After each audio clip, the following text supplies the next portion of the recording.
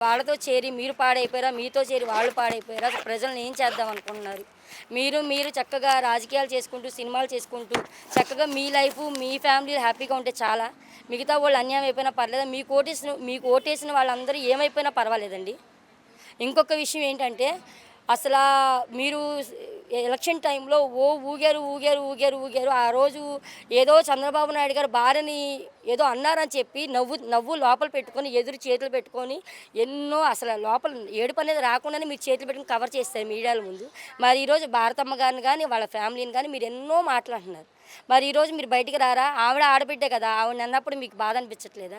మీరు మాత్రం ఇప్పుడు చంద్రబాబు నాయుడు గారు మీరు అందరూ కూటమి ప్రభుత్వం కాబట్టి ఇప్పుడు వీళ్ళని ఏమన్నా సరే మీకు పట్టట్లేదా? మీకు బాధ అనిపించట్లేదు. మీరు ముందుకు రారు. మీరు దాన్ని ప్రశ్నించరు. అసలు ఆయన ఎక్కడున్నాడు? ఎవరిని పలకరించాడు? ఏ మహిళనొచ్చి పలకరించాడు? ఏ చిన్న చిన్న పిల్లలకి అత్యాచారాలు జరుగుతున్నా సరే వాళ్ళు చక్కగా ఏసీ రూమ్‌లో కూర్చొని క్లాప్స్ కొట్టుకుంటూ ఏదో జూనియర్ డ్రామా కంపెనీలో నవ్వుకున్నట్టు నవ్వుకుంటున్నారు గానీ ఏ ఒక్క అసలు పసిపిల్లల్ని కాదు, మహిళలను కాదు, ముసలోళ్ళని కాదు, ఎవ్వరికి ఎన్ని అన్యాయాలు జరుగుతున్నా సరే వాళ్ళొక్కళ్ళకి కూడా స్పందన లేదండి.